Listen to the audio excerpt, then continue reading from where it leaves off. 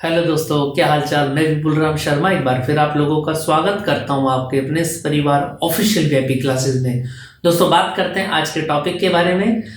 आज हम लेकर आए हैं आपके लिए नेक्स्ट लेक्चर, जिसमें हम बात करेंगे। लास्ट क्लास में मैंने आपको करा दिया था हाफ वेव रेक्टिफायर, तो आज उसके बड़े भैया की बात करते हैं, फुल वेव रेक्टिफायर। ठीक है दोस्तों, चलो। आशा है, उम्मीद है हमारी कि आप लोग हमसे जुड़े हुए हैं और काफ़ी सारी अच्छी अच्छी बातें हमसे ग्रहण कर रहे होंगे और अपनी स्टडी में लगे हुए होंगे, है ना। बस को ओपन कर दो, एक मिनट बस।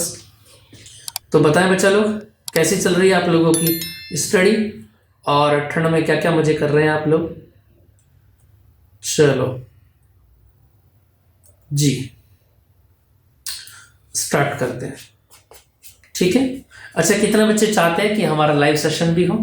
ठीक है, लाइव क्लास हो तो वो कमेंट जरूर कर दें और क्लास में फिर अवेलेबल रहेंगे। जब भी आप कहेंगे, जिस समय भी आप कहेंगे, आपकी लाइव क्लास कर ली जाएगी स्टार्ट। ठीक है, चलिए बात करते हैं आगे बच्चा। देखो, रेक्टिफायर हमने स्टडी किया था और मैंने आपको बताया था कि रेक्टिफायर क्या काम करता है। एसी को डीसी में कन्वर्ट कर देता है, ठीक है, थ्रू द डायोड। ठीक, अब यहां से आगे की हम बात करते हैं। हाफ वेव में हमने स्टडी कर लिया था कि अपर हाफ के लिए कन्वर्ट हो जाता है, जबकि लोअर हाफ के लिए जीरो पर रहता है। बात करते हैं फुल वेव रेक्टिफायर की। देखें बच्चा लोग, स्क्रीन पर आपको दिखाई दे रहा है। देखो, यहां से अगर मैं बात करता हूं, सबसे पहले the rectifier which give output for both positive and negative half cycle is called full wave rectifier. यानी कहने का मतलब ये है बच्चा कि एसी जो होता है ना, एसी का अपर हाफ होता है और ये लोअर हाफ होता है। ये तो आप लोग जानते हैं। अरे भाई, तू कहां जा रहा है मेरे साथ? चलो, तो ये बन गया अपर हाफ और ये बन जाता है लोअर हाफ। ऐसे ही तो एक साइकिल कंप्लीट होता है एसी का, जानते हैं ना आप सभी लोग। यानी कहने का मतलब ये है कि अपर हाफ के लिए भी करंट फ्लो होगा और लोअर हाफ के लिए भी करंट फ्लो होगा। यानी समझने आप मेरी बात को। देखो, ये होगा कैसे, स्क्रीन पर मैं आपको दिखा देता हूं। कंस्ट्रक्शन की अगर हम बात करें तो देखो इस बार क्या होगा। यहां पर हमने दो डायोड यूज किए हैं। कितने किए हैं? दो डायोड यूज। भाई, ऊपर का स्विच क्या है? S1 है सेकेंडरी कोयल में, है ना। पहले वाली तो प्राइमरी है, जिसमें आप एसी को रिप्रेजेंट करेंगे और फिर वो कन्वर्ट होगा डीसी में। किसके माध्यम से? सेकेंडरी कोयल के माध्यम से। ठीक है, दूसरा स्विच हो जाता है इसमें S2। देखिए बच्चा लोग, जो पहला डायोड है D1 वो कनेक्ट किया गया है P को S1 से और सेकंड डायोड के P को कनेक्ट किया गया S2 से। सारी बातें सेम है। कैसे? जैसे वहां पर हम क्या स्टडी करते थे कि सबसे पहले S1 को आपने प्लस दे दिया और S2 को आपने माइनस दे दिया। क्लियर है बात? चलो, अगर S1 को आपने कन्वर्ट प्लस दिया है तो P डायोड D1 के ऊपर वाला, देखो डायोड D1 के P पर भी क्या आ जाएगा? प्लस आ जाएगा, जिससे कि D1 डायोड कैसा चला जाएगा? फॉरवर्ड बाइस्ड में चला जाएगा। और नीचे आपने S2 को क्या दे रखा है? माइनस दे रखा है। ये माइनस कहां पर जाएगा? डायोड D2 के P पर जाएगा, जिससे कि ये कैसा हो जाएगा? रिवर्स बाइस्ड हो जाएगा। यानी अपर हाफ साइकिल के लिए करंट जो फ्लो होगा वो केवल किसके लिए होगा? Diode put in forward biased. समझ में आ गई बात? चलो, अब इसके बाद हम कन्वर्ट करते हैं स्विच के साइन को। ये मैं लैंग्वेज में भी दिखा दूंगा आपको, पहले समझ लो मेरी बात को, है ना।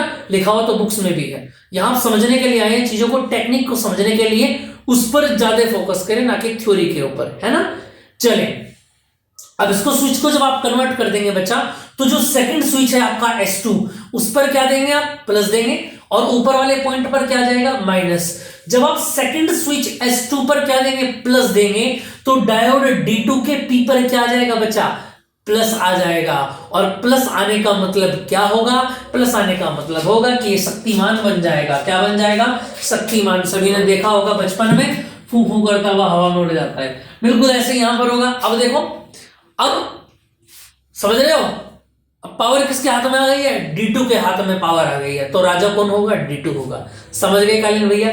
चलो, अब D2 पर जब प्लस आया तो कहने का मतलब यह D1 कैसा चला गया? रिवर्स चला गया, पावर ही नहीं है। तो उसका मतलब अब पूरे के पूरे ट्रांसफार्मर पे राज करेगा कौन? D2 करेगा। लेकिन इतना ही, थोड़ी देर के बाद फिर दोबारा से कन्वर्ट हो गया, क्योंकि एसी में क्या होता है? Upper half lower half, upper half lower half, upper half फिर लोअर हाफ। समझ में आई बात? अगर अपर हाफ होगा तो D1 पर प्लस आएगा, है ना, और D1 पर प्लस, जो भी डायोड के P पर प्लस होगा वही फॉरवर्ड होगा, याद रखना। समझ में आ गई बात? ज्यादा इसमें झोल नहीं है। क्लियर आ गया समझ में? इसमें लिखा हुआ देखें, इसकी थ्योरी की अगर मैं बात करूं बच्चा, अच्छा इसमें तो लिखा हुआ है चलो, लिखा हुआ तो अच्छी बात है, समझ लेते हैं बात। देखें, this is a step down transformer, this consist to junction diode D1 and D2 and a load resistance RL, ठीक है। The input AC is fed to primary coil P1 of transformer S1 and S2 are two ends connected to D1 and D2। यही बातें मैंने आपको बताई, connect कर दिया। Working की मैं बात स्टार्ट करता हूं, देखें जरा। अब वर्किंग की अगर मैं बात करूं तो देखें, during the positive half cycle of AC input S1 is positive and S2 is negative, so diode D1 get forward biased and D2 get reverse biased. D2 does not conduct during the negative half cycle of N input. S1 को क्या कर दिया, negative कर दिया, and S2 को क्या कर दिया, पॉजिटिव कर दिया, ठीक। जिस डायोड का D प्लस होगा, समझ में आ गया, उसी की वजह से करंट फ्लो होगा। So diode D1 get reverse bias and D2 get forward bias, D1 does not conduct. चलिए आगे बात को स्टार्ट करते हैं। As during both half cycle of input AC the current through load RL flows in the same direction A to B। Current जो flow होगा वो कैसा होगा, A to B फ्लो होगा। We get a pulsating DC voltage across load RL। The output voltage is obtained for both half cycle of input AC, यानी input AC में अपर के लिए भी फ्लो होगा और लोअर के लिए भी। क्यों, इसका रीजन क्या है, क्योंकि इसमें दो डायोड यूज किया जाते हैं, D1 और D2। अगर एक डायोड फॉरवर्ड है तो दूसरा रिवर्स हो जाता है, दूसरा फॉरवर्ड है तो पहला रिवर्स हो जाता है। क्लियर, आगे बात समझ में? ऐसा कभी नहीं होगा कि दोनों फॉरवर्ड हो जाए, है ना। चलो, this process called full wave rectifier, ठीक है भैया। चलो, इसके ग्राफ को मैं आपको दिखा देता हूं, स्क्रीन पर आपको दिखाई दे रहा होगा।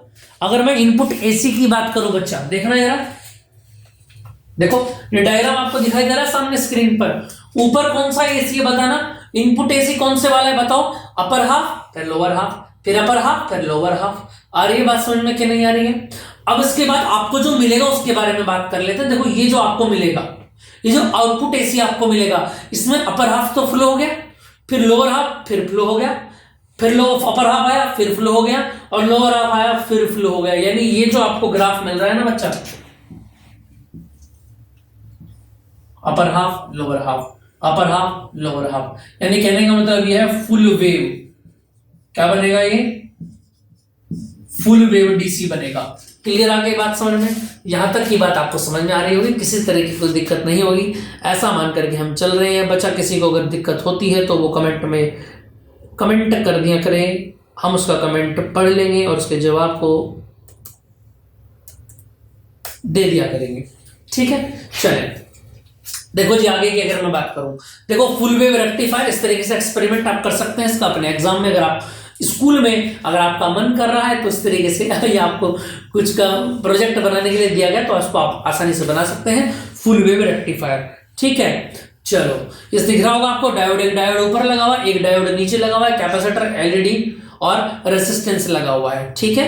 इसको आप समझ सकते हैं, ठीक। एक डायग्राम इसमें और दिखा देता हूं आपको। देखो, फुल वेव रेक्टिफायर की अगर हम बात करते हैं बच्चा, तो इनपुट AC सिग्नल होता है, सेंट्रल टैप होता है, उसमें ऊपर वाला D1 होता है, नीचे वाला D2 होता है।